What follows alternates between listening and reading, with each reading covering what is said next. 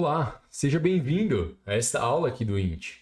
Fico feliz em tê-lo aqui. Eu me chamo Guilherme Salvador, sou o CEO da Findocs e tenho certeza que se você chegou até aqui, você reconhece a importância de analisar cenários, de aprender, de absorver conteúdos para então alocar capital com qualidade. Hoje o cenário é bastante delicado, complexo. Nós temos problemas internos com a política brasileira. Nós temos Estados Unidos e Europa, um cenário de recessão moderada para profunda e inflação. Nós temos China desacelerando. Tudo isso em concomitância que dificulta e cria uma nova tendência de mudança nos mercados globais para a qual você precisa estar preparado. Você ainda não está no INT e essa aula vai mostrar para você a nossa forma de trabalhar. É um conteúdo, não é uma amostra, é um conteúdo completo, de ponta a ponta, para você entender nossa forma de trabalho, o que a gente entrega, nossa forma de construir conteúdo e assim se juntar a milhares de pessoas que já estão na nossa comunidade, já estão na plataforma, aprendendo e evoluindo todos os dias, com seriedade. Nós temos lá no INT mais de 300 horas de conteúdo multidisciplinar, passando por finanças, negócios, análise, programação, tecnologia, masterclasses diversos, comunidade própria, relatórios com cobertura macroeconômica, teses, inclusive a tese do urânio, tudo com uma assinatura em que você tem 7 dias para testar após esse vídeo. Então faça disso o início da sua jornada com um tema de alta complexidade, mas que é crítico para qualquer um que detenha R$ 1 que seja para alocar em mercado. E precisa compreender como ele funciona e então se proteger de perigos que se formaram nos últimos anos e trouxeram, nesse momento, uma tendência que é sim global, de ou recessão moderada para profunda ou uma inflação persistente. Ou seja, a coisa mudou e você tem que estar pronto para isso. Ok? Faça disso uma virada de chave, siga em frente, tome notas do que você vai aprender com essa 1h20 de conteúdo. Aqui tem bastante coisa que eu vou discutir com vocês, material que eu, inclusive, discuti com outros profissionais, outros analistas, com investment bankings, etc. Nós trouxemos aqui já com o devido direcionamento para que você consiga aplicar a sua própria realidade. Tudo bem? É um prazer enorme tê-lo aqui. Siga em frente e vamos lá.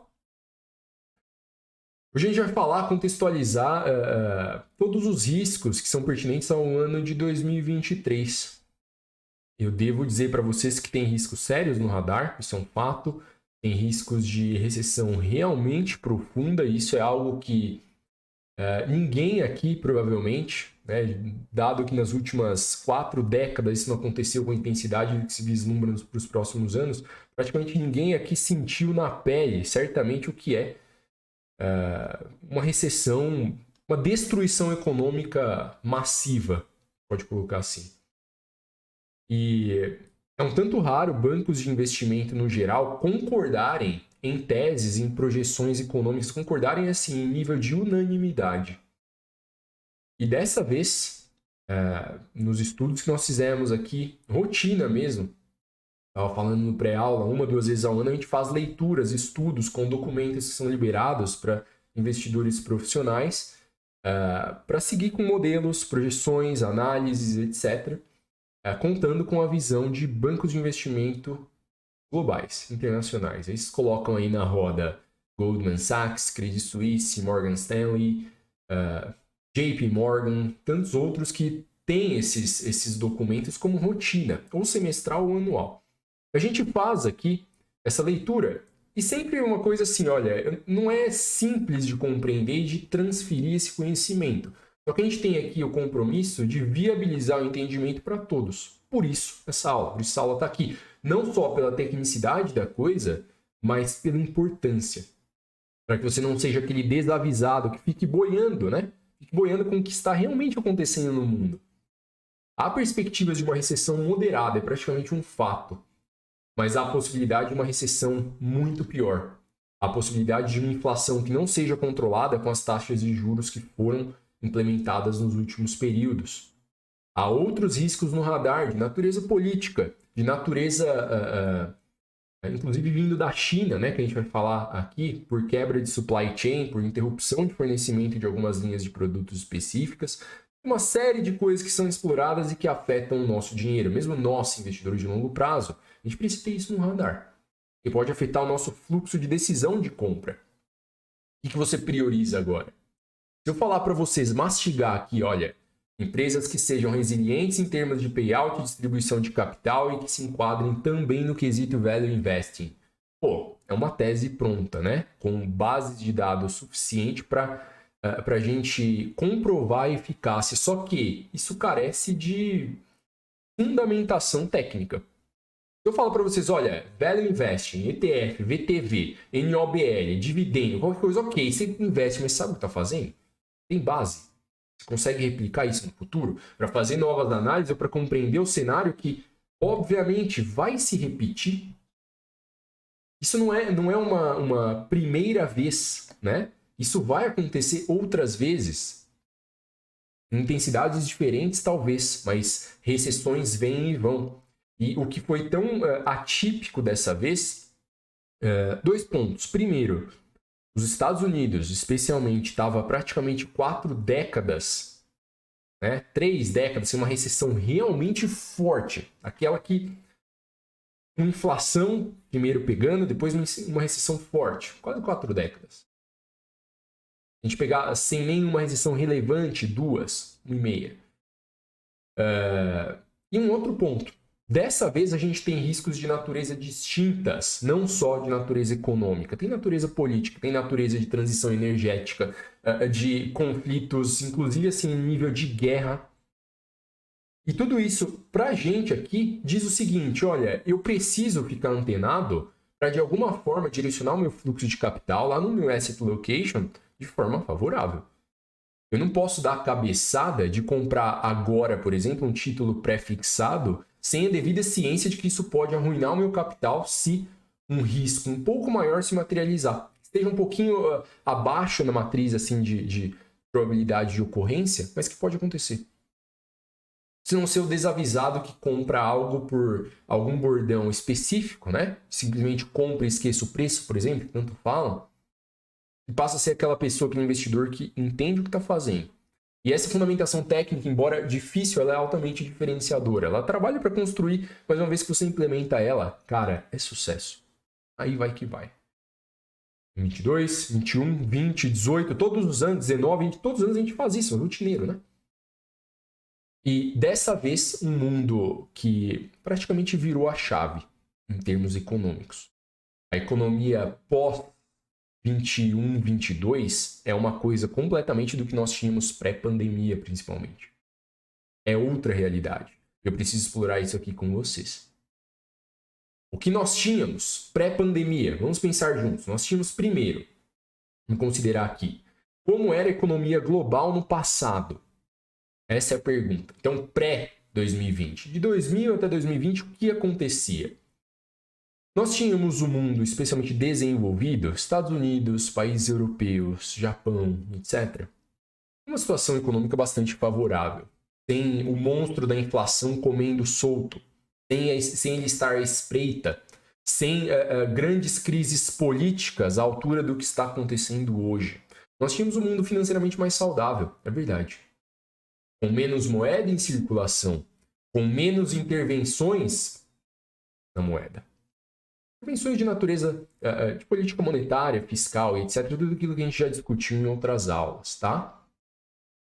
Então, o mundo era mais saudável financeiramente. Isso é um fato. Só que, no passado, o governo entendia que qualquer evento desfavorável que chegasse no radar, qualquer natureza, tá? Pode ser política, fiscal, pode ser eventualmente uma guerra, uma crise de crédito, qualquer coisa que realmente afete a economia, a gente pode trazer, acionar nosso primeiro mecanismo de proteção, que é política monetária.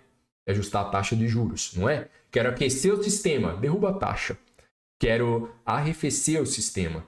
Quero esfriar, quero deixar todo mundo assim menos propenso a gastar, sobe taxa. Eu tinha taxa de juros com efeito assim, olha, pensa que era um veículo que estava na estrada e o freio funcionava muito bem. A gente colocava esse veículo em alta velocidade, sabendo que quando a gente pisasse ali no freio, ele responde, é liso, na hora. Sobe taxa, ajusta a demanda, ok, tem resposta. Desce taxa, ajusta a demanda, tem resposta. Ótimo. E aqui te colocando no mesmo pé, caso você não tenha visitado as aulas de ciclos econômicos, inclusive, política monetária, a gente trata principalmente taxa de juros, não é? É o controle que o governo, o Banco Central, principalmente por independente, tá?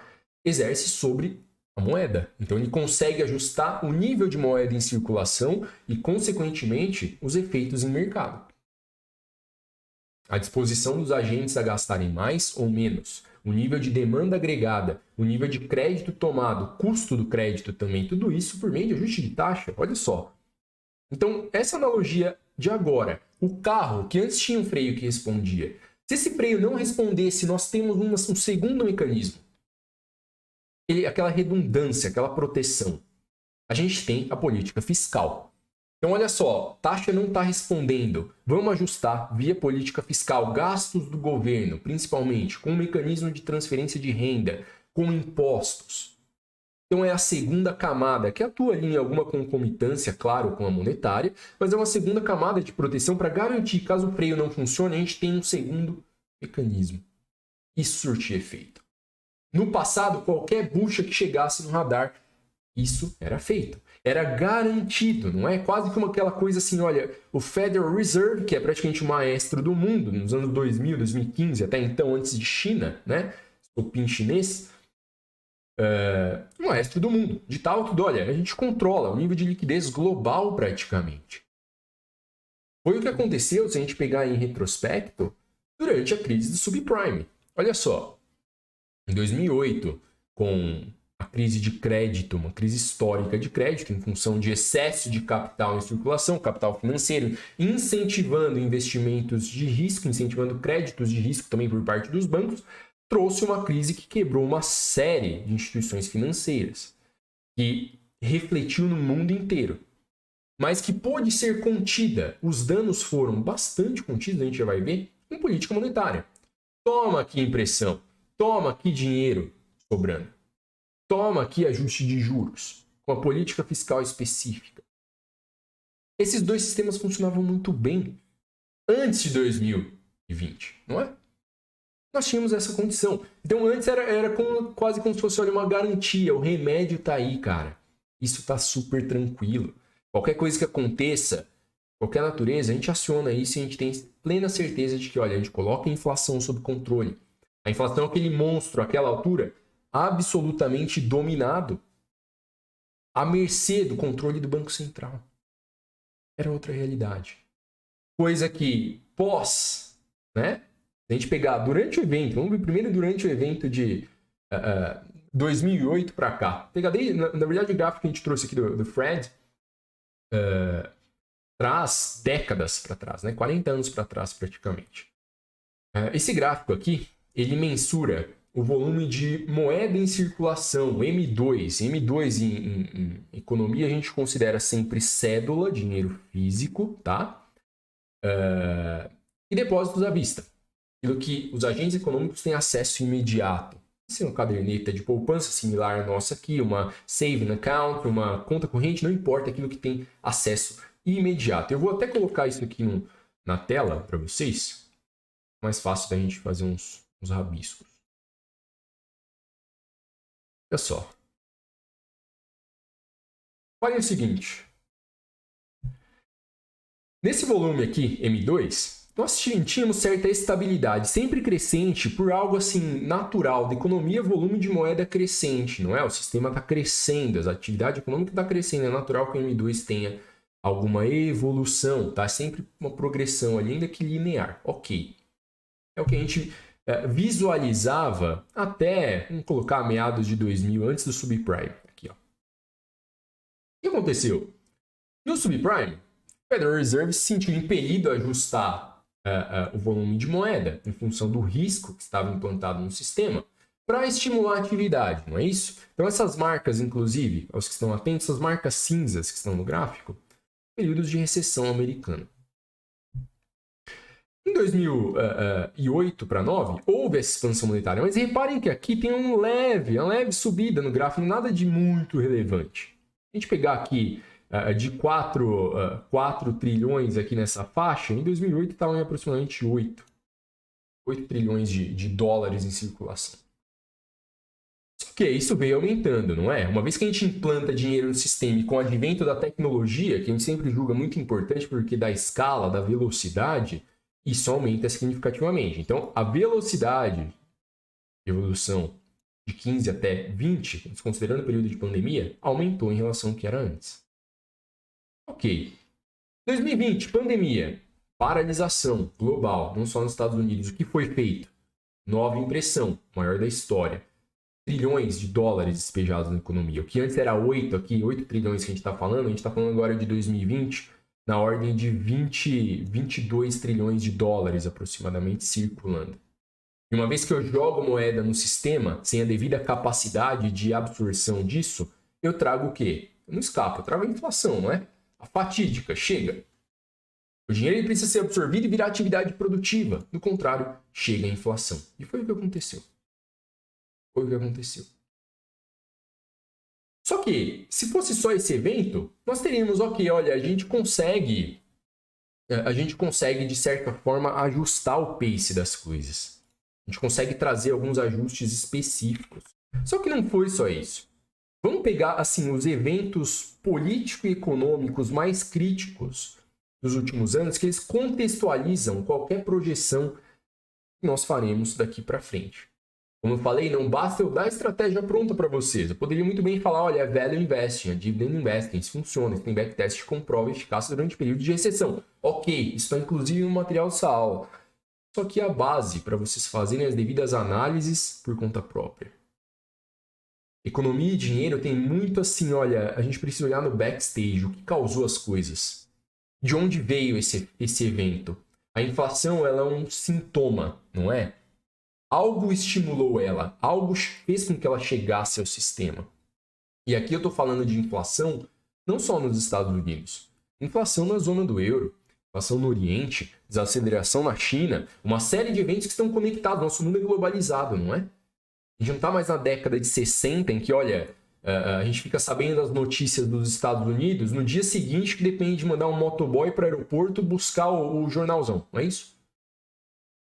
Não é mais assim, agora é tudo rápido, tudo conectado, as expectativas, os anseios, os receios todos são praticamente imediatos entre os continentes.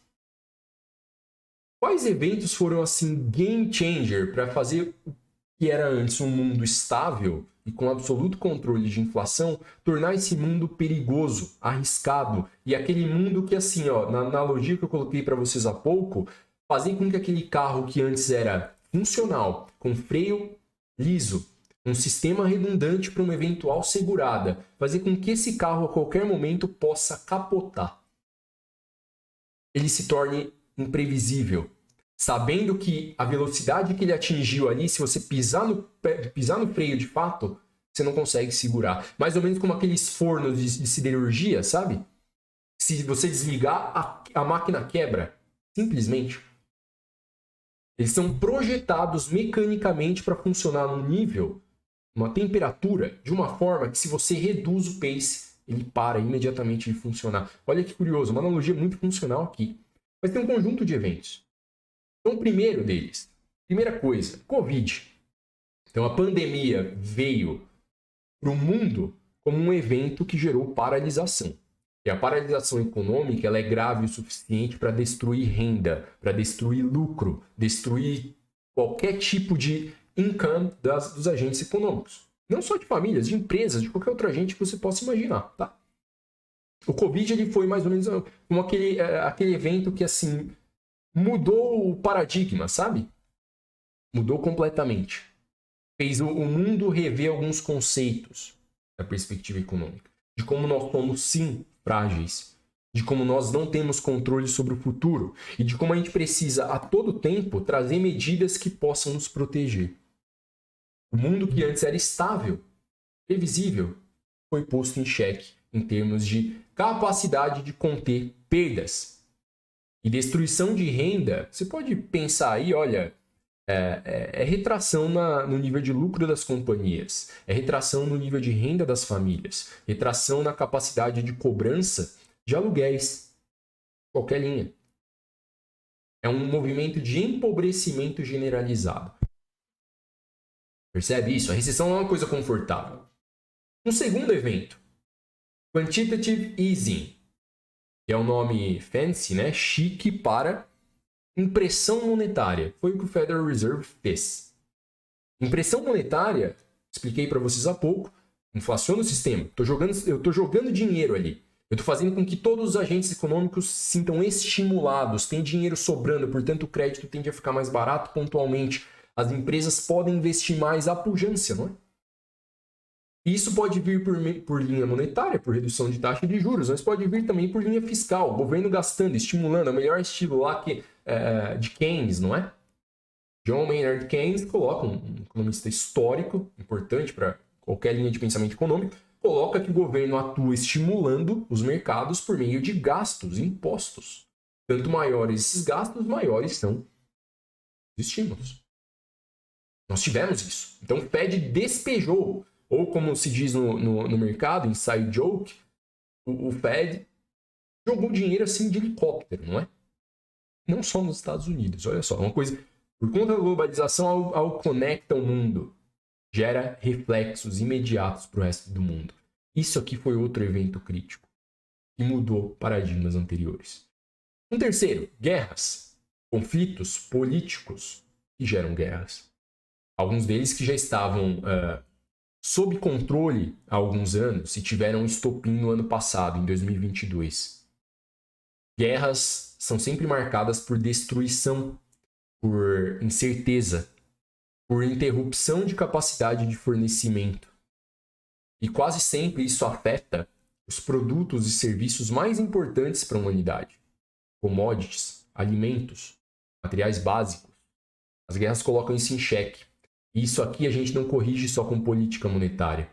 Dos 4 drivers que eu estou trazendo aqui para vocês, esse terceiro e o quarto a gente vai ver, a gente não ajusta com política monetária. Se eu corto o fornecimento de trigo, se eu corto o fornecimento de óleo, de gás, não ajusto com política monetária. Isso precisa de atuação ali incisiva, imediata, para buscar um substituto, senão a bucha é grande. Você acaba com tudo. Gera um caos econômico que é assim, a política monetária acaba ficando uma coisa assim, zero efeito. Zero. Simplesmente há insuficiência de fornecimento de insumos básicos. Portanto, isso é um motor que mudou, sim, a forma como o mundo trata a economia, como os países tratam suas respectivas massas monetárias, cientes de que é um tanto grave, não é? Isso aqui é o que coloca em xeque, a gente está construindo essa lógica juntos, a capacidade do Fed de controlar os riscos que estão no radar. O que eu expus até aqui, ok, a política monetária pode endereçar. Agora isso não. Isso aqui não dá. Assim como o quarto ponto. Olha só. Energia, transição energética. Conflitos políticos quase sempre remetem a controle. Remetem a cortes. E como aconteceu lá na Europa no ano passado, ainda segue bastante pressionado, Rússia cortou fornecimento de energia na Europa. Ok. Isso é um dos subdrivers aqui. Isso gera inflação. E a Europa exporta a inflação, não é? Uma vez que haja um corte de energia por lá, tudo por lá fica mais caro. Afeta a nossa balança de pagamento aqui. A forma como a gente se relaciona com os europeus. Olha só. Energia, tenha em mente. Inflação de energia é uma coisa que também a gente não corrige com política monetária e que afeta todas as cadeias de fornecimento. Qual negócio, um sistema capitalista, que não tem energia ou como produto ou como custo de despesa? Nenhum, né? Se eu inflaciono energia, inflaciono tudo. Eu ajusto isso com política monetária? Não. Eu dependo de relacionamentos, de boa capacidade diplomática, inclusive, para manter isso sempre em linha. O primeiro ponto é a conexão disso em vias políticas. Como Putin cortou lá para a Europa fornecimento, né? Sempre alegando, tá em manutenção, isso, aquilo, aquele papo que vocês já sabem muito bem, mas cortou. A boa notícia, trazendo mastigado para vocês, a Europa comprou o gás dos Estados Unidos, tá? Comprou gás dos Estados Unidos a preços mais altos do que historicamente eles compram, mas mantiveram tanques cheios, justamente para o período de inverno. Olha só, isso atenua os riscos. Por quê? Se eles não tivessem suficiência de energia no período de inverno por lá, o que acontece? O custo aumenta. Vocês entenderam? Se o custo de energia aumenta, eu estou inflacionando o continente, estou trazendo isso para países que se relacionam comigo automaticamente. Subdriver, então, político. Tem um segundo, transição energética. O mundo passa agora por uma descarbonização. Vocês estão a par disso. A busca por energias verdes, sustentáveis, não é? Menos sujas. Isso a gente acompanha muito de perto e também junto a outras instituições, porque também é um driver importante de inflação ao gerar desarranjos no supply chain geral de energia. Na cadeia ponta a ponta, não é? Então, a descarbonização, ela pode sim criar desarranjos que tornem a energia periodicamente mais cara.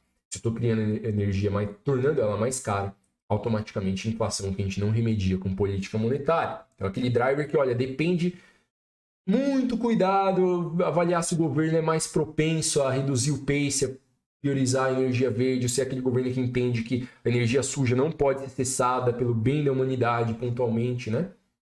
Aquele papo político que é ostensivo, a gente pode explorar até em outra aula, mas é um driver importante. Então, quinto, China. China é uma das locomotivas do mundo. A gente fala isso, não é? Já falei em aulas aqui que a China, junto com os Estados Unidos, orquestra o mundo. A velocidade de desenvolvimento, tanto dentro dos respectivos países, quanto fora. Mundo afora. Por quê? A China crescendo na velocidade que eles cresceram nas últimas décadas, eles são consumidores, um dos principais consumidores do mundo. Eles compram da gente, compram commodities, um dos principais compradores de várias das nossas commodities, por exemplo, são eles. Uma vez que eles reduzam o pace de crescimento, eu estou falando de reduzir, tá? Não negativar. A China cresce, vamos considerar uma média aí de 7 ao ano, PIB. Atípico, né? Se estiver acostumado com o Brasil, que flerta com 0,1, 0,5, sim, China é uns 7, 8 por ano. Uma redução à ordem de 2, 3%, você está freando o sistema, você está reduzindo o consumo. Se reduzir o consumo, isso chega no Brasil, deixa de comprar as nossas commodities, o preço das nossas commodities cai. A gente perde receita. Nosso dólar pode ficar mais caro, isso traz inflação, não é? Olha só. Ajuste com política monetária? Nem sempre. Lembrando que China é um colosso já há bastante tempo, né? Eu falo que no período de 10, não lembro o range de anos exato, mas em 6, 7 anos na década passada, a China consumiu mais concreto do que os Estados Unidos conseguiu consumir em 100 anos. Concreto, tá? Olha só. Para vocês entenderem a importância disso aqui, inclusive com a analogia que eu fiz com o carro, com a fornalha para vocês. É algo que, olha, já está num pace tão elevado, está tão rápido, que uma vez que a gente pise no freio, isso vai trazer consequências sérias. Porque está tudo já ajustado para esse nível de consumo da China. Uma vez que eles esfriem, eles trazem consequências para o mundo inteiro. Eles cessam fornecimento também, alguns fornecimentos específicos. Eles estão em recessão por lá, concordam que a capacidade de... Eu falei a demanda até agora. E a capacidade de ofertar deles? Recessão afeta isso também, nível de produção, óbvio. Afetando a capacidade deles fornecerem insumos para o resto do mundo, claro. São 5 drivers aí que mudaram drasticamente a forma como as economias são tratadas. Tá? Tratadas. E isso está muito claro nos reports que a gente tem acompanhado, nas discussões, nas reuniões que a gente faz, porque as perspectivas de 2023 são inteiramente pautadas nestes drivers que eu mostrei aqui para vocês. É diferente de você pensar que é só a pandemia. É muito mais complexo que isso. É um modelo assim, olha... São muitos fatores incidentes na criação de uma única tese. Então, o que a gente antes via como um mundo que era capaz de crescer sem inflação, nós tínhamos Estados Unidos que era consistentemente estável. Nós tínhamos Estados Unidos, que era aquele país que, no matter what, eles seguram a bucha. Eles estendem a mão, salvam, ajustam a taxa de juros para manter o pace de crescimento global também, porque eles entendem que isso é interessante para eles. Se o mundo entra em recessão e eles não, isso afeta eles em alguma medida. Ainda que seja nível de fornecimento, balanço de pagamento, não importa, mas vai afetá-los em alguma medida. Então, o que se coloca aqui é que esse tempo de crescimento sem inflação já era. Agora volta o trade-off clássico, que é o que os livros de economia tratam tanto, né? Se vocês pegarem Mankiw para ler, ou qualquer outro clássico de micro macroeconomia, você vai entender que há um trade-off claro entre crescimento e inflação. Não é? Se eu quero crescer muito, eu estou trazendo inflação. Se eu quero reduzir a velocidade, quero reduzir a inflação, naturalmente vou precisar reduzir minha velocidade de crescimento. Porque isso exige ajuste de juros, exige custo de capital mais alto. Por conta própria, eu já estou reduzindo o valor de todos os ativos e a capacidade de geração de renda na maioria deles. Inevitável. Isso está pontuado, inclusive, no relatório da Oaktree Capital, que é do Howard Marks, de dezembro de 22. E ele colocou... o título do relatório é A Sea Change. Ele pontua lá os maiores drivers de mudança de mercado das últimas décadas, das últimas 4 décadas pelo menos, e chega exatamente nessa tese que eu estou explorando aqui com vocês. Nós temos agora um mundo que não consegue crescer da forma que crescia antes sem flertar com a inflação. Se você já é mais técnico e acompanha a gente há bastante tempo, você sabe que eu bato nessa tecla praticamente todas as aulas. Você precisa saber investir com inflação, não só em terra Brasília, mas fora também. É uma condicionante. Se você fecha os olhos para a existência dela, você vai começar a assumir um risco que você não deveria assumir, que é de destruição absoluta do seu capital. A inflação, quando pega para valer, ela acaba com várias empresas. Aquelas que fazem IPO em tempos de bonança, por exemplo, vai tudo para o ralo, a maioria delas. Que abrem capital num contexto de juros mais baixos, quando a coisa aperta de verdade, a gente busca essencialidade, aquilo que funciona, consumer staples, healthcare, IT, energy, aquilo que, olha, eu entendo que é essencial. Eu não estou buscando aquilo que, olha, é bicho de 7 cabeças. E é uma tendência clara também, né? Que a gente visita aqui periodicamente. Quando eu falo, não inventa moda, não inventa moda. Eu falo isso todas as aulas praticamente, cara. Às vezes o cara que inventou demais moda agora traz danos irremediáveis para a carteira. Isso é um fato. Não só local, global, né? É um fato. Ok? Então tenha em mente que isso ficou para trás. Isso é um fato. Outro ponto que a gente analisa com muito carinho. Redutores de produção. Se eu estou falando de um mundo que tem inflação ali flertando a todo tempo, eu entendo que taxas de juros precisam ser sistematicamente mais altas, eu preciso avaliar também como a oferta responde a isso e quais são fatores exógenos à condição de uma nação ofertar bens e serviços. Se a gente avalia a capacidade de oferta, eu estou entendendo como o PIB pode responder também a eventuais ajustes de juros, você concorda? PIB é a produção agregada. Essa produção acontece quando a condição de oferta está clara e a gente consegue metrificar isso. Dessa vez, alguns fatores chamam a atenção na condição de oferta de bens e serviços global. Tá? Isso também está amplamente explorado nos relatórios de grande parte dos IBs. Primeiro ponto, nós temos uma população, e aqui considerando sempre em nível global, tá? Nós temos uma população que está envelhecendo. Pirâmide etária invertendo, não é? Cada vez mais nós temos, tecnologia evoluindo, dando escala, mas nós temos pessoas progressivamente mais velhas, predominante aquelas que estão, inclusive, nascendo. Mais pessoas, faixa de meia-vida ou idosos mesmo, do que pessoas em idade mais jovens. Envelhecimento, isso afeta a produção agregada. E é uma preocupação clara entre todos os bancos, porque pode afetar PIB lá na frente. Que é mais um ponto que é difícil de endereçar com política monetária. Não é? Agora a gente está falando de tudo aquilo que é exógeno. População mais velha, demandando serviços, mais produtos, mais acesso, sem uma condição ali da base da pirâmide ofertar isso e seguir a mesma magnitude de produção, eu estou trazendo risco, naturalmente. Então esse é o primeiro ponto que é trabalhado como um redutor de produção. Segundo, as tensões políticas que não contam com previsibilidade para cessarem. Não é como se um estalar de dedos fosse colocar automaticamente Rússia, Ucrânia, os europeus, com todas as amarras políticas que estão no bloco atualmente, não é como se um estalar de dedos fosse resolver e colocar a paz absoluta. Lembrando que nós, historicamente, somos. O ser humano é encrenqueiro, não é isso? Usando português claro. É isso. Quando a água bate na bunda, vai bater a porta, vai arrumar enguiço. É isso aí que a gente faz, não é? Em escala global é a mesma coisa. Europa, bloco do euro. Um país super diligente em nível fiscal, Alemanha. Outros países que torram até o último tostão e um pouco mais. Até quando a Alemanha paga a conta desses caras? Até quando a Alemanha está disposta a pagar por aqueles que têm algum nível de responsabilidade fiscal? Isso gera tensão política, divergências, diferenças de posicionamento, inclusive, que podem afetar a nível de produção agregada. Se afeta a PIB, afeta o nível de riqueza da nação, que pode até, inclusive, intensificar isso tudo. Você concorda? Olha como está conectado. Talvez você pense, pô, mas tudo afeta tudo, então. Olha só. Bem-vindo ao trabalho de análise financeira, econômica e gestão de capital. Por isso que se cria na academia, né, a condição ceteris paribus, para isolar variáveis e a gente auferir alguns pontos que, num olhar amplo mais constante, a gente não consegue.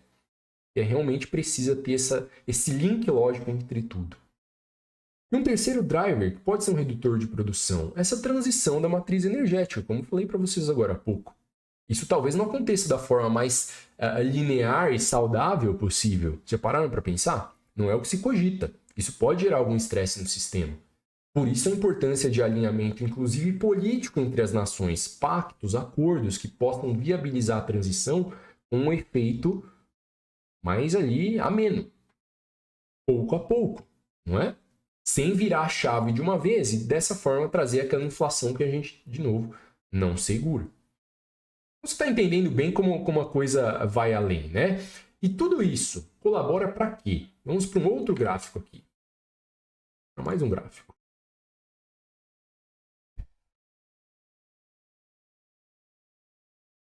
Sempre bom usar essa base gráfica para complementar a análise. Eu sempre estimulo vocês a fazerem isso porque traz uma série de insights importantes, tá?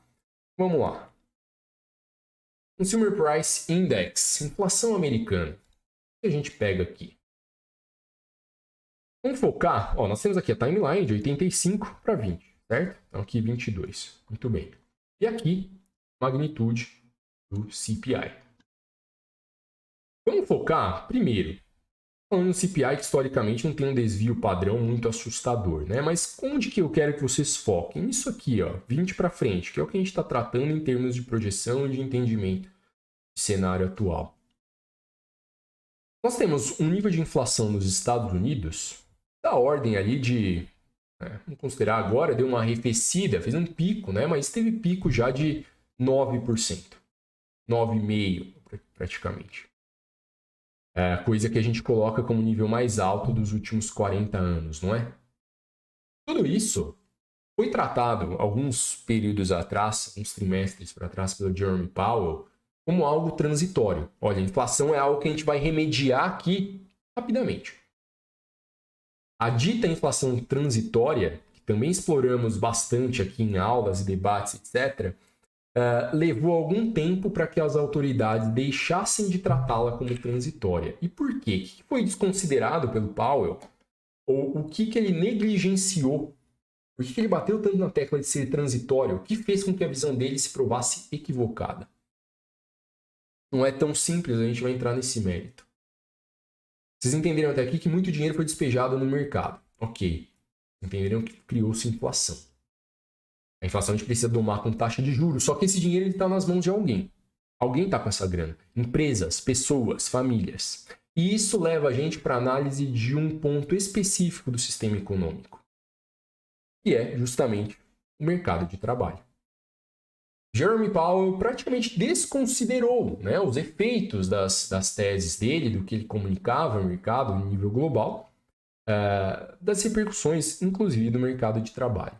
Pessoas com dinheiro na mão, pessoas com capacidade ou com poupança prévia, empresas com crédito, com acesso a crédito, aumentando contratações, com condição de manter preços estáveis ou numa faixa que deixe de responder com a política monetária, com o ajuste de juros, que é o que a gente está tratando.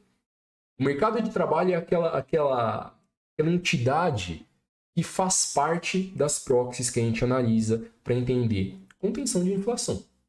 Se eu tenho taxa de juros que não surte efeito em função do mercado de trabalho aquecido, opa, eu estou enforcando a economia, mas eu não vou resolver o problema. Eu tenho aquele grupo de agentes a todo tempo trabalhando numa linha que vai garantir com que a inflação persista, mesmo com custo de capital mais alto. Pode gerar, inclusive, o que a gente chama de estagflação. O país não cresce e segue inflacionado. Olha que coisa legal. Estagflação, essa condição, ela é um tanto danosa. E isso não se trata só de Estados Unidos. Zona do euro, que também teve uma baita de uma disparada inflacionária. Olhem só. Zona do euro. A gente pegar aqui a inflação deles, tiveram um pico. Teve um pico de aproximadamente 10,2, né, 10,1. E caiu agora para 9,2 em dezembro de 22. E em resposta aos eventos políticos, aos eventos que nós já exploramos aqui previamente, principalmente junto à Rússia e outros países ali dos arredores. O fato é, essa inflação também colabora para uma dificuldade de ajuste global. Colabora para que, inclusive, nós emergentes tenhamos uma posição tão delicada de impossibilidade de ajuste da nossa taxa por esses países, Estados Unidos, os europeus, manterem taxas mais altas. Se eu estou falando, por exemplo, de Estados Unidos com taxa de juros na ordem de 5% e Europa na ordem de 3%, eu entendo que o mundo inteiro preferiria levar liquidez para esses países do que comprar Brasil, não é isso? É um fato.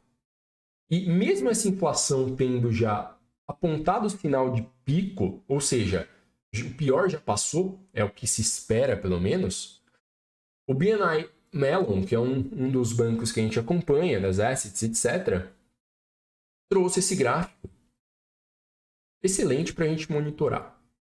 E apesar da inflação ter atingido o pico, ela segue na maior alta de várias décadas, não é? Multi-decade high, eles colocam aqui. É uma coisa que, assim, ok, arrefeceu, mas o problema segue. Eu subi demais taxa de juros, mas eu sigo com um nível de inflação que é superior a tudo que nós passamos nas últimas décadas. Não está resolvido. Eu simplesmente cortei pico, mas eu preciso, talvez, qual que é a incógnita aqui? Talvez eu precise levar a taxa de juros a um patamar superior ao que nós já implantamos. Esse é o risco. Talvez eu, Europa, precise subir mais os juros. Talvez eu, Estados Unidos, precise subir mais os juros. Esse seria o pior dos cenários. Seria o pior porque traz essa constrição e trava o mundo inteiro. O que a gente projeta? Isso está em linha também com vários bancos de investimento. Se tudo der certo, vamos considerar um cenário, não vou dizer nem muito otimista, o cenário mais provável, tá? Se tudo der certo, nós teríamos juros globais nos Estados Unidos num teto de 5%, na Europa num teto de 3% e mais ou menos nessa faixa. Vamos considerar aí, ok. Vamos supor que essa taxa simplesmente controle a inflação. A gente tem uma previsão de que a recessão dali não passa. Por isso que eu chamei para vocês no início de recessão moderada. É o que a gente projeta. O risco está nessas taxas não se mostrarem suficientes para que essa inflação seja contida. Essa é a incógnita. Essa é a resposta que ninguém tem. A gente traz faixas de probabilidade. A gente julga, assim, mais provável, em linha com que os maiores bancos, os bancos mais relevantes também apontam. Mais provável que essas taxas deem conta de segurar a bucha. Mas não é uma garantia. A gente não consegue garantir isso. Ninguém consegue. Por isso que o risco é tão grande, o nível de incerteza é tão grande e o prêmio exigido para ativos de risco aumenta. Ou, em outras palavras, você pode considerar por isso que ações têm preço comprimido. Stocks caem, ações derretem. Não é? É em função dessa dúvida. Essa taxa será suficiente ou será que eu vou precisar estrangular mais o sistema? A gente não consegue afirmar isso, não é? A gente está em linha com uma série de a gente chama de market movers, que vão determinar essa resposta ao longo, talvez, do primeiro semestre de 23. Isso vai drivar as nossas decisões. É sempre aquele monitoramento, mês a mês, período a período, não é? Por isso que a gente decidiu pôr essa aula aqui com uma leitura mais complexa, para entrar numa próxima na rotina de alocação. Como que você extrai e justifica os ativos, os ETFs que você está comprando. Precisa de capacidade justificativa disso, não é? E o que vai te dar essa capacidade é a verificação desses drivers aqui, principalmente os market movers. Nós temos aulas complementares a isso, dos anos de 21 e 22. Market movers anuais e cenarização estratégica, está na plataforma. Quais são os drivers críticos? Vamos ver juntos. Aquilo que realmente importa e que vai fazer preço no mercado aqui no Brasil, nos Estados Unidos e na Europa. Independente do que você queira analisar, isso tem que ser considerado na tomada de decisão de alocação do seu capital. É o que está em linha, inclusive, com as práticas das assets, dos bancos e etc. O que você precisa considerar? Um a um. Primeiro, o sistema financeiro global ele aponta uma qualidade de crédito ainda bastante relevante. Então, qualquer player que cogite risco de crédito, isso não é uma coisa muito relevante hoje. A gente espera sim que o sistema, falando do sistema global, esteja pronto, capaz de segurar eventuais problemas, recessões, etc., sem crashes, ou seja, sem risco de rompimento. Então, aquilo que falam, olha, talvez tenhamos um novo cenário como o de 2008, em que houve um baita de um credit crunch, né? Um baita de um aperto, muito banco quebrando, etc., corrida bancária. Isso é improvável. Porque aquele aprendizado na época de 2008 trouxe uma série de mudanças, inclusive para o sistema financeiro, que hoje se tornou proteção para o mundo inteiro. Então, isso é um fato, tá? Aquilo que você tem que manter em mente não é uma coisa de alto risco. Provavelmente, bancos seguirão muito fortes e capazes de tancar, entre aspas, esse tipo de risco. Ok? Segundo ponto, em frente. Renda fixa e equity são duas macroclasses que habitualmente a gente sempre trata aqui, né? Vocês escutam que são duas classes descorrelacionadas. Quando a renda fixa está muito bem, a equity vai muito mal e vice-versa, não é isso? Se você entender os riscos que eu coloquei na mesa até então, você consegue imaginar que há gravidade para as duas pontas.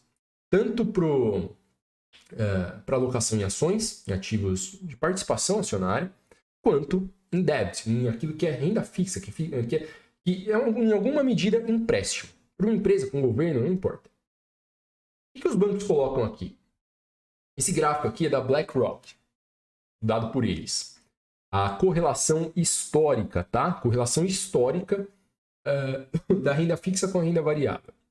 E aqui considerando já equity com bonds. O que a gente tem? Aqui no eixo X uma timeline, no eixo Y o nível de correlação. Historicamente, por várias décadas, houve uma correlação bastante forte, não é?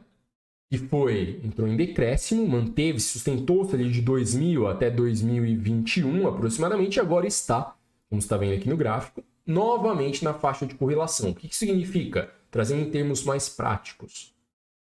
A renda fixa pode, eventualmente, cair junto com a renda variável. Isso é uma possibilidade. Então, isso cabe para o investidor não estranhar como que pode, ao mesmo tempo, os títulos de renda fixa desvalorizarem junto com as ações, junto com os ativos imobiliários, junto talvez até com investimentos alternativos. Correlação com o que antes era absolutamente descorrelacionado. Em função do quê? Nível de incerteza. Riscos que geram potenciais perdas, ou de natureza de juros, de natureza de mercado, potenciais perdas tanto para renda fixa quanto para renda variável. Renda fixa, eu estou afetando o valor de face dos documentos. É uma dívida, é uma obrigação que um devedor tem com um credor. Está afetando o valor de face daquilo, estou pondo em risco talvez até a capacidade de pagamento, criando risco de inadimplência. Então, para quem gosta de brincar com ETF de corporate bonds, por exemplo, né, para diversificar, para buscar um yield maior, fica a dica aí do tamanho do risco que seria nesse momento. Agora, equity, eu estou afetando o valor do negócio como um todo, enterprise value, não é? Se eu tenho taxas mais altas, eu estou jogando a valuation da companhia para baixo, porque a taxa de desconto responde em proporção, não é? Eu desconto um fluxo de caixa projetado, trago isso ao valor presente, então eu tenho o valor da companhia. Se essa taxa é mais alta, obviamente o valor presente é menor. Por isso que há essa depressão de cotações, percebe? Como isso se explica com um pouquinho de técnica? Não é tão fácil de implementar em portfólio, mas conectando esses pontos você vai conseguir, a partir de então, entender que essa correlação nem sempre é desastrosa. Basta o entendimento de que é uma coisa pontual também, uma resposta a um nível de incerteza que não deve perdurar de eterno. Isso será corrigido. E você deve estar pronto para alocar nesse cenário atípico. Certo? Outro ponto, que é um value driver que a gente considera que, olha, se precisa levar em conta. A gente sempre faz backtest, isso é prática também de qualquer empresa que trabalhe com rotinas de análise, bancos, assets no geral. A gente faz backtest para entender quais classes e fatores se protegem melhor em períodos de incerteza e de recessão moderada para profunda.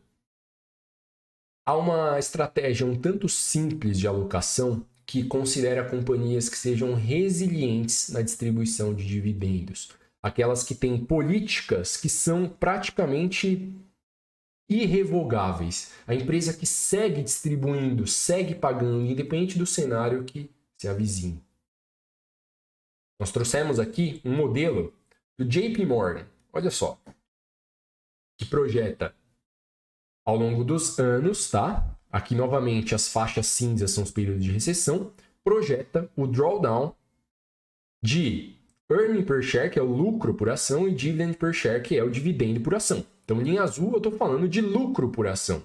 E linha laranja eu estou falando do dividendo por ação. Ao longo dos anos, especialmente nos períodos de recessão, note como o lucro cai e como o dividendo cai.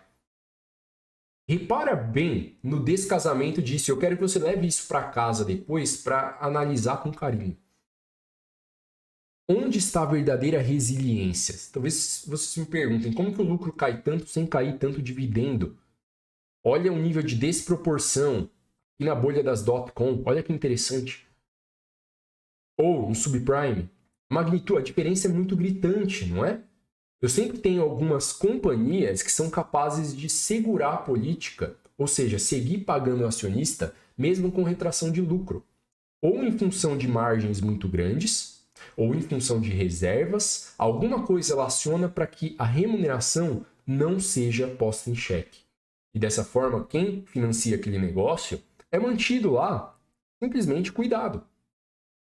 Entende que há compromisso, que há previsibilidade. Aquelas companhias que estão dentro dos ETFs de dividendos, por exemplo, do mercado americano, em OBL, né, que agrega várias pagadoras de dividendos, que aumentam o dividendo por ação de forma consecutiva há pelo menos 25 anos. Falando de companhias que têm ali um compromisso com esse pagamento. Então, um value driver importante, que a gente vai explorar também na próxima aula, inclusive, é a sua capacidade de identificar empresas que tenham a política de distribuição como algo que não será posto em xeque. E não aquela que faz distribuições extraordinárias, com dividendos assustadoramente altos, mas que não te dão a menor segurança de que serão sustentáveis ao longo dos anos. Isso não tem que te interessar muito, cara. O segredo para enriquecer está justamente na construção de um fluxo estável, consistente ao longo de muitos anos. Não interessa você ganhar muito, uma paulada agora, e depois ficar em fluxo de caixa zero para perpetuidade. Isso não enriquece. Não é? Eu preciso garantir que, olha, é consistência, período a período, invariavelmente aquele negócio dá resultado, com recessão, sem recessão. A recessão vai afetar ele, claro. Pegar um negócio resiliente será afetado também, mas em menor magnitude do que aqueles que são extremamente frágeis. Isso faz diferença na resiliência do seu portfólio, na capacidade de gestão de risco que você tem com o seu portfólio também. Então, com todos esses riscos que estão no radar, você está conectando aqui comigo, comprar empresas que sejam resistentes é uma estratégia praticamente infalível, comprovadamente infalível. E desses riscos, há alguns catalisadores específicos que eu preciso chamar a atenção de vocês aqui para que vocês acompanhem nos próximos períodos. Tem alguns catalisadores que, assim, farão preço junto dos demais que eu apontei, mas esses com uma gravidade ainda maior. Farão preço e terão, de alguma forma, capacidade de mudar os anseios e as expectativas de todos os agentes econômicos. São aqueles eventos que estão puxando a direção, definindo a direção. Primeiro deles, tá? Vamos um a um, são 4. Primeiro, as decisões do Federal Reserve, não é? Eu preciso entender o que o Fed está fazendo. O que ele vai fazer e quão rapidamente ele vai ajustar a taxa de juros lá nos Estados Unidos. Você entendeu a essa altura como isso afeta o resto do mundo, não é? Ele vai passar dos 5%? O 5 é pico? Será que ele reduz mais rápido? Será que vai ser uma redução acelerada? Uma redução mais lenta? Muita atenção. Eu espero que você tenha entendido que a inflação agora é um monstro que vai incomodar com certa persistência. Isso está mais do que provado. Portanto, não se anime demais com uma eventual subida descarada do mercado que considere uma bonança absoluta. Porque a inflação seguirá à espreita, isso é praticamente certo. Então, uma queda expressiva de taxa de juros é improvável. Mas vamos supor que o Fed faça isso e você fique junto com uma porrada de investidores super excitado, não é? Agora compra, tá tudo subindo. Vamos fingir que não tem riscos ali à espreita. Vou começar a comprar tudo aquilo que não deveria comprar no cenário de potencial inflação. É o que faria aquele investidor, como eu falei no início da aula, que se eu mastigasse a estratégia sem explicar fundamento, ele provavelmente faria isso. Ó, acabou a inflação. Segue fingindo que ela não existe. O Fed agora tem o desafio de evitar uma recessão profunda e de domar a inflação. Ok, vamos ver o que ele vai fazer. Talvez já tenha feito pico no CPI. Perfeito. Talvez 5% seja suficiente. Mas é muito improvável que essa taxa de juros volte a zero.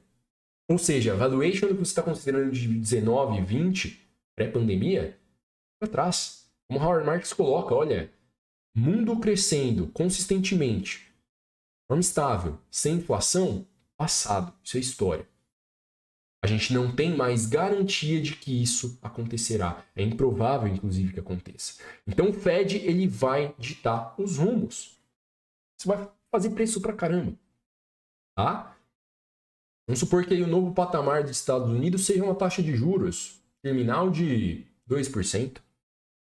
Significativamente acima de zero, que estava pouco tempo atrás, não é? Sem inflação. Juros zero sem inflação. Talvez você pense, porra, que absurdo, né? Pois é. Então, isso aqui você tem que monitorar com carinho. Mas para ajustar fluxo de aporte, sem desespero. Vão tentar vender desespero para vocês, isso é um fato, tá? Mas mantenha a cabeça no lugar, isso aqui se torna aquela proxy para você definir o que você vai comprar dentro de um asset allocation bem definido, bem pensado para o seu perfil. Segundo, catalisador. Como a China vai se comportar nos próximos anos? Ela deve manter o ritmo de crescimento na faixa de 2, 3%, deve repicar ali para 7, 8%. O que acontece com a China, você já entendeu essa altura que ressoa no mundo inteiro. China desacelerando, você tem ali um break global. China acelerando, você tem estímulo global. Relação direta, junto com o Fed. São duas entidades que afetam diretamente ali as suas decisões. Isso é um fato. Ok? E claro, sempre respeitando ali as devidas proporções na sua carteira, para evitar sobreexposição, como a gente tem visto com certa frequência, não é? A gente tem pegado portfólios em linha consultiva, principalmente com sobredimensionamentos assustadores, principalmente no exterior. Pessoal que 17, 18, 19 se entupiu de Estados Unidos e percebeu que estava desconsiderando alguns pontos importantes, por exemplo, balanceamento local. Então isso aqui é proxy de ajuste e não uma definição absoluta de tudo que você vai fazer. Tenha em mente. Ok? Terceiro ponto, o risco político, que também vocês compreenderam que não há expectativa de término. Isso deve persistir. Conflitos por conta de commodity, por conta de acesso, por conta de divergências no geral, tá? Inclusive de forma de gestão econômica, de políticas tributárias, impostos, monetária, por aí vai. Risco político ele seguirá, isso é esperado. E isso é um baita de um driver de inflação. Sempre que ele agrava, a gente tem ali como uma expectativa dos bancos centrais ao redor do mundo começarem a se armar para segurar o sistema. Não é isso? Às vezes sem sucesso algum, como frequentemente acontece. A taxa de juros não segura esses problemas, mas é uma resposta praticamente induzida. E então, como isso tudo se relaciona, não é? Eu não posso fechar os olhos só para o Fed, eu não posso fechar os olhos só para a China. Um pouco só para o risco político, eu preciso conectar isso tudo. Eu tenho que garantir que isso esteja conectado no meu raciocínio, então alocar de acordo. Porque é isso que vai ditar, e isso é unanimidade, é o que vai ditar rumos de decisões dos bancos centrais do mundo inteiro. É o que vai ditar se Estados Unidos corrige para cima ou para baixo. Se a inflação segue em alta ou se ela passa a ser controlada. É isso, de forma agora sintetizada, com todos os argumentos que nós discutimos anteriormente, passando ali por verificações macroeconômicas, microeconômicas, por classes de ativos também, mas a essa altura você já tem condição de linkar esses pontos. Para então entender que não tem essa de dolariza tudo, não tem essa de joga tudo no Brasil, ou espera que está resolvido. A coisa vai além. Vai além. Tudo bem? E por fim, se a gente fosse sumarizar isso, mais um gráfico aqui para fazer a vida de vocês mais fácil. Olhem só.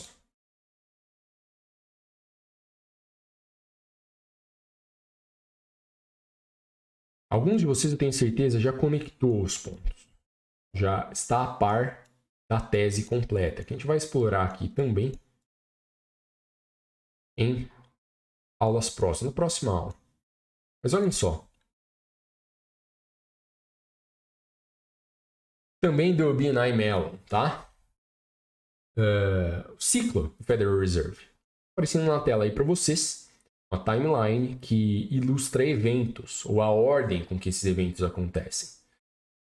Explicando ponto a ponto, pelo bem da didática, talvez dificulte para aqueles que estão tendo primeiro contato com uma análise financeira macro com vista à gestão de risco.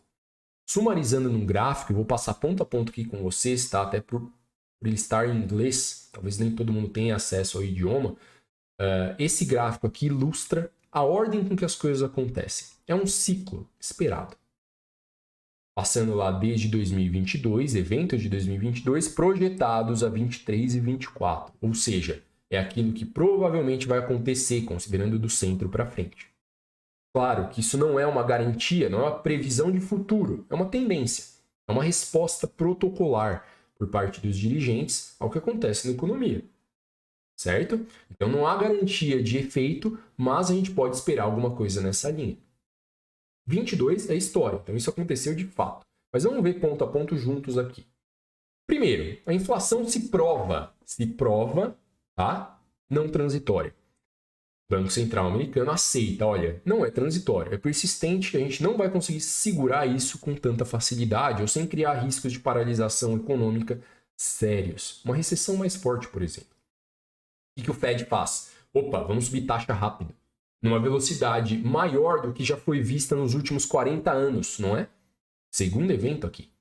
Uma velocidade de elevação de taxa de juros que demonstra preocupação dos Estados Unidos, inclusive da capacidade deles se manterem como potência global, já que a inflação coloca isso em xeque. A inflação não é uma coisa saudável, não é uma coisa que o país pode se dar ao luxo de ignorar. E eles sabem muito bem disso. A inflação destrói relacionamentos internacionais, destrói relacionamentos internos, capacidade produtiva interna. Acaba com tudo. Portanto, eles sobem taxa de juros, segundo evento aqui, numa velocidade que era inclusive inesperado.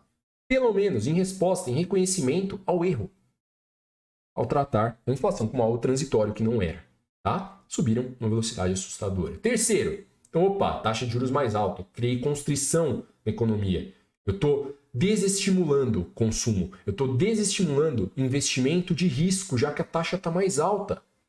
Se a taxa de juros nos Estados Unidos, que é uma potência, está a 5%, está a 4,5%, está a 4%, que seja, eu preciso pensar duas vezes antes de alocar capital em iniciativas de risco, porque o risco de crédito de maior qualidade do mundo, que é o americano, está me pagando 4%, cara. É muita coisa. Uma taxa que, assim, faz até os mais agressivos pensarem, peraí, aquele investimento de risco ele precisa de um nível de assertividade muito grande. Então, tudo aquilo que é PowerPoint somente, tudo aquilo que é só ideia, vai pro buraco. Acabou. Aí é jogo para quem para em pé, é jogo para quem tem caixa, jogo para quem tem sustentabilidade, capacidade de se bancar. Não é? Corte. Isso aconteceu, então, com uma economia mostrando sinais de fraqueza. A economia está enfraquecendo, a gente tem uma tendência, trade-off que eu expliquei para vocês, recessão, inflação. Se eu estou trazendo sinais recessivos, Eu estou controlando a inflação, portanto eu criei pico no gráfico de CPI que nós vimos juntos. Pico de inflação. Ótimo, segurança. Aqueles investidores no mundo inteiro que antes se questionavam do valor do dólar começam a entender que agora está sob controle. O humor muda. Portanto, se agora está sob controle, o Fed entende que não mais a taxa precisa crescer nessa velocidade assustadora. Ele reduz o pace. A frenagem maior já foi feita, o carro já está numa velocidade menor. Portanto, segura antes de pisar no freio de novo. Segura antes de trazer novos micro-crashes, não é? Isso foi o que aconteceu até aqui. Nós estamos nesse ponto central. Olha que interessante. Daqui para frente é uma projeção, com base em análise econômica, evidentemente. Financeira e econômica global. De 23 para 24, sumarizando tudo que nós vimos aqui, a economia segue num ritmo mais lento. É o esperado, uma recessão moderada já está praticamente contratada. Provável. A recessão profunda mesmo, ela não está descartada, mas ela é menos provável do que aquela recessão moderada, que reduz o lucro das companhias, que destrói renda, que leva empresas à falência, que destrói investimentos de risco, ok. Mas ainda assim é menos grave do que aquela que acaba com tudo, literalmente. Se eu estou numa economia mais lenta, eu tenho inflação, então não mais em pico, caindo, mostrando que ela está em tendência de queda. Então os agentes econômicos que antes estavam restritivos, temerosos, começam a ganhar confiança. Não é? Ganha confiança. Opa, agora tranquilo, não vou mais deixar de investir porque o Fed já está apontando. Nosso próximo evento aqui, Fed Holds, ele está apontando uma probabilidade de corte de taxas ou intenção, ainda que não tenha cortado ainda, o humor dele está apontado para realizar esses cortes de taxa, então voltar a estimular o sistema. Então o Fed segura e traz, nesse próximo evento, a recessão chega de fato. Aí é o evento consumado mesmo, é recessão, é PIB negativo, alguma queda expressiva, empresas tendo drawdown em lucro, famílias tendo retração de renda, aumentando inadimplência, crédito ficando caro, típico de recessão. Ok. Esperado. Se chegou a recessão, o que o Fed entende? O carro já está praticamente parado. Não posso deixar que a economia vá -2, -3, -5 por anos e anos. Espera aí. Não dá. Bora acelerar esse carro de novo? Pisar no acelerador. O Fed começa a cortar a taxa. Começa a estimular novamente. Agora não é mais intenção, é fato. Perceba como é essa transição, não é? Eu estou saindo de a mera intenção. Eu falo, mas eu não fiz. E agora sim, eu fiz de fato, eu cortei. Se eu cortei taxa, uma prova de que a inflação foi controlada, uma prova de que o mundo está novamente num patamar de expectativa e confiança, inclusive, de que a retomada vai chegar, eu trago, não mais a intenção, a recuperação chega de fato. Esse é o ciclo. Esse é o raciocínio econômico que a gente sempre explica aqui para vocês, né? Que foi brilhantemente ilustrado por Mellon nesse gráfico. É isso. Por isso que a gente fala, bate na tecla, cara, é ciclo. Vão vender aqueles porras que falavam para vocês, olha, compre na baixa, e agora tá mandando você vender tudo, não é? Tá mandando você acabar com a sua carteira, saia da renda variável, vai comprar poupança. Não é isso que estão falando agora? Se esquecem que isso aqui é ciclo. Primeira vez que acontece, não é a segunda e não vai ser a última. Ciclo. Aí, claro, você talvez seja um investidor super diligente, tem uma carteira aí que a resiliência absoluta vai sofrer também. Você vai precisar segurar a volatilidade. Isso é um fato. Talvez você seja um investidor que foi mais relapso. Começou em 19, 20, 21, achando que é tudo para cima, que a renda variável te remunera em 6 meses. 6 meses é garantia de rentabilidade. Ou achando que comprar Estados Unidos é garantido de mês a mês ver aquilo no positivo. Não é isso que venderam? Ó, dólar só para cima. O mercado americano, 40 anos, crescimento sustentável. Agora o papo é outro. Eu espero que essa aula tenha ilustrado isso muito bem. Mudou. Mudou para todo mundo. Com você, comigo, não vai ser diferente. As nossas teses, as nossas premissas é para um mundo agora com inflação persistente, com um mundo que precisa trabalhar com muito carinho esse trade-off que toda a literatura econômica e financeira trabalha entre recessão e inflação. Sem fechar os olhos para a inflação, sem fechar os olhos para a recessão, entendendo que isso precisa ser equilibrado e qualquer pico para um dos lados é danoso para todos os participantes desse sistema. Todos, os engenheirados, aqueles que não têm capital algum, empresas de qualquer porte, recessão ela não é boa para ninguém, tá? Por isso que ela é caracterizada dessa maneira, ela afeta em maior ou menor magnitude todo mundo. Tudo bem?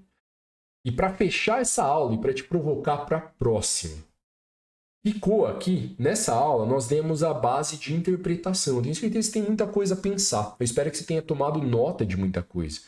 E aqui, para nós, é um exercício de trazer a realidade de todos materiais que são sumariamente complexos, que são feitos para investidores profissionais. Esse é o nosso desafio aqui. Por isso que eu estimulo tanto vocês a tirarem dúvidas com a gente. Talvez fique um ponto ou outro, fique mais ou menos claro. Você precisa de interação. Você precisa, mais que isso, otimizar o seu aprendizado por meio de anotações. Fala em aulas direto isso, não é? Anota, rabisca, faz diagrama, entende, porque isso vai enriquecendo o seu intelecto, você vai ficando melhor. Você vai ganhando qualidade de análise. E se você ganha qualidade de análise, a mim interessa, eu tenho certeza que a você também, ganhar isso para ganhar mais dinheiro, para tomar decisões melhores, para fazer o patrimônio crescer mais e mais. Ou nos períodos de dificuldade, como que a gente vai enfrentar nos próximos meses, já é sabido, tá, que ele caia menos do que a maioria dos players deixa cair. Tudo bem? Um último bloco, impacto nos ativos, então. Como que a gente mensura e estabelece a estratégia? Até aqui foi leitura. Uma aula para leitura, para conexão de pontos. Como que a gente traz isso para a realidade e toma a decisão do que alocar nesse momento?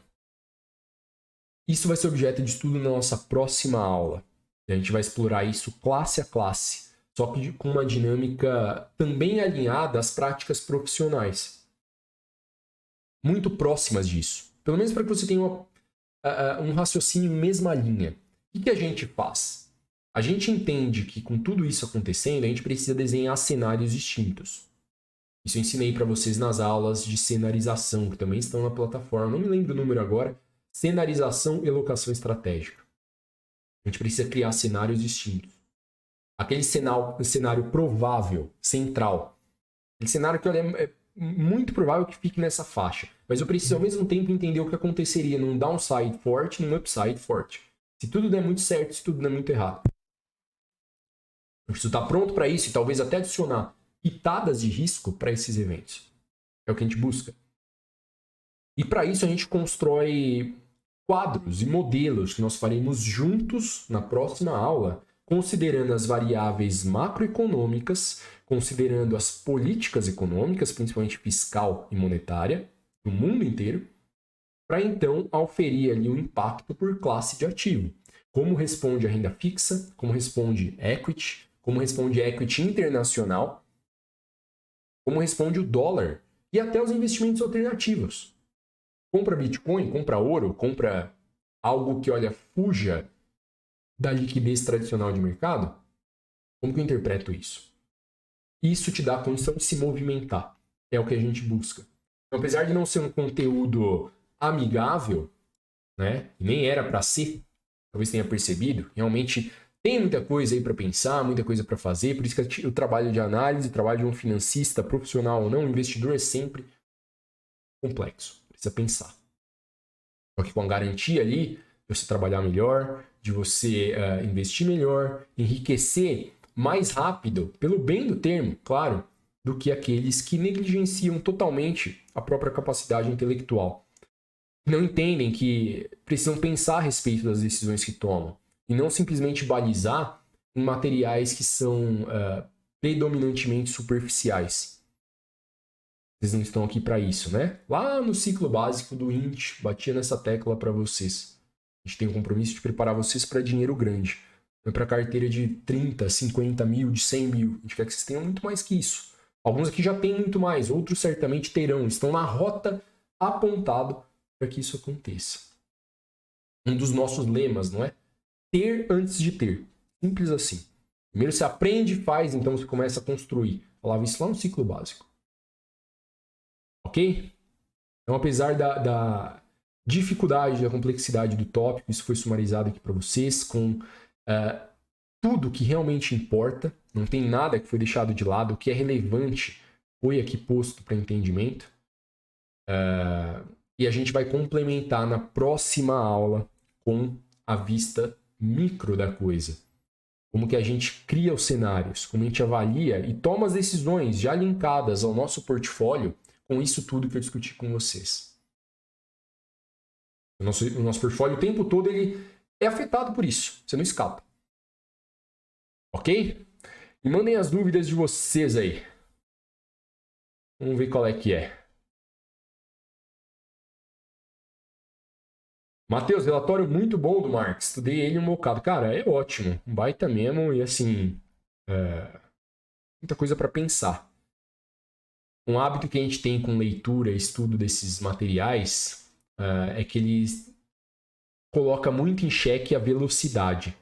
Você pega material de Marx, de Buffett, Munger, Peter Lynch ou qualquer outro cara que seja ali icônico, 20, 30 páginas te gera horas e horas de reflexão, de análise, de considerações.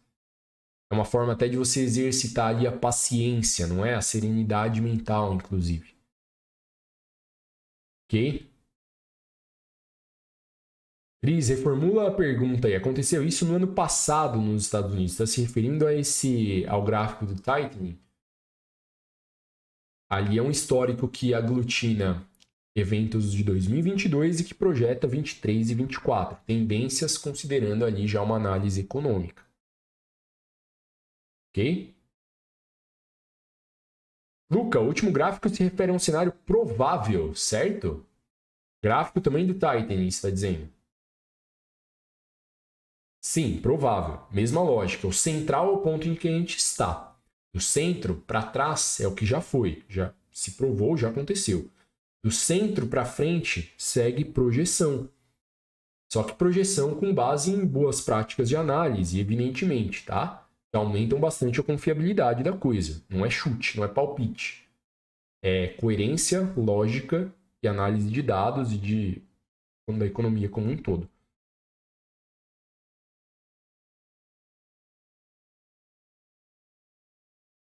Guilherme, com esse cenário nos Estados Unidos, prevendo uma recessão, valeria a pena esperar para investir em renda variável e aguardar em uma renda fixa, tipo um bond, até um melhor momento de entrada? Essa pergunta é capciosa. Eu posso te dar uma resposta simples ou uma resposta que geraria aqui uma nova aula, tá? Vamos lá. É hora de fazer caixa nos Estados Unidos? A resposta, vamos simplificar. A resposta é não. Não é hora. Por quê? Se você faz isso, você está congelando o seu capital em períodos de alta histórica e está colocando o risco de você perder altas relevantes para a composição do seu capital ao longo do tempo, futuro. Há amplos estudos acadêmicos que comprovam que caixa nos Estados Unidos é um tanto perigoso. Exatamente, ó, time in markets melhor que time in the market. Exatamente. Você não vai acertar o fundo, isso é um fato, ninguém acerta. E ficando de fora, você está com um trade-off relevante de colher ali ganhos com bonds por conta de uma alocação que não é pautada em estratégia ampla, é pautada em medo. Ainda que você não queira assumir, grande parte dos pequenos investidores que estão comprando bond lá fora hoje está com o rabo no meio das pernas. Não é porque, olha, eu entendo que agora meu portfólio foi revisto e ele merece parte relevante em renda fixa. Ele merece parte relevante em bond, em TIPS, em corporate bonds, etc. Não, eu estou colocando em bond porque eu estou com medo. Fica até a chamada, a provocação. Saibam reconhecer isso em vocês, que é importante. É muito importante, que a gente sente, tá? Todos nós sentimos. Às vezes fica com um cagaço fenomenal. Às vezes fica eufórico. O ponto não está em sentir ou não, está em saber reconhecer e controlar. Como nós já trabalhamos aqui antes, não é? Masterclasses, inclusive. Então, reconheçam isso. Reconheçam isso. Você está amedrontado? Ok, vamos pensar. Você quer comprar bond por quê? O seu portfólio ele comportou essa análise? Você considerou se realmente precisa de bond? Ou você está comprando porque está com receio de novas quedas? Porque se está com receio só das quedas, você vai deixar de entrar em um período em que o preço tecnicamente estaria deprimido em relação ao que você teria numa composição longa, anualizada. Então a compra de bond, sumarizando aqui, a compra de bond não depende só do contexto atual, depende de um planejamento de portfólio, cara. Só. Você não consegue drivar isso sem planejamento de portfólio. Só que aí Primeiro fator, independe da condição vigente, passa a olhar para dentro, se a sua carteira pede isso ou não. Olha como é diferente. E muita gente vai fazer caixa agora e vai voltar a comprar o S&P quando? Quando tiver no topo histórico. Não é? Quando tiver no topo histórico. Esse é o problema. Então, monitorem isso, porque caixa, especialmente lá fora, não que não seja válido, só que é uma estratégia muito, muito pontual. Muito pontual. Talvez seja o seu caso, Cris. Por isso que eu estou propondo uma reflexão, tá? Não tenha pressa em definir isso. Pensa, vai amadurecendo a ideia. Tudo bem?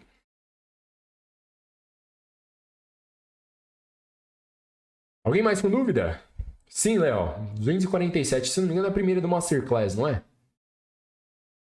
Não, não. Não é a primeira, não. Não lembro o nome dela, mas enfim. Se tá claro, tá no preço, exato.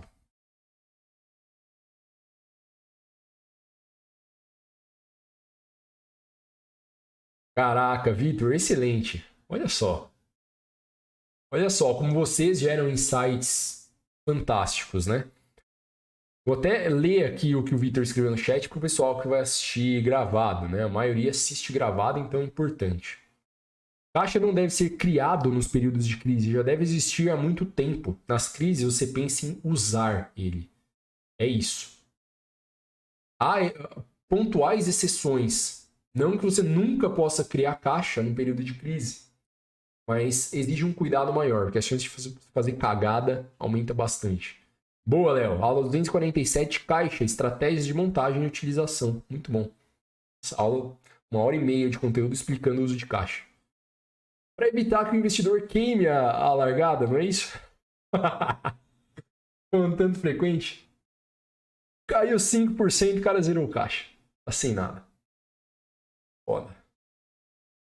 Tudo bem, caras? Espero que tenham tomado notas aí. Aproveitem essa aula, tem muito conteúdo valioso aqui que a gente discute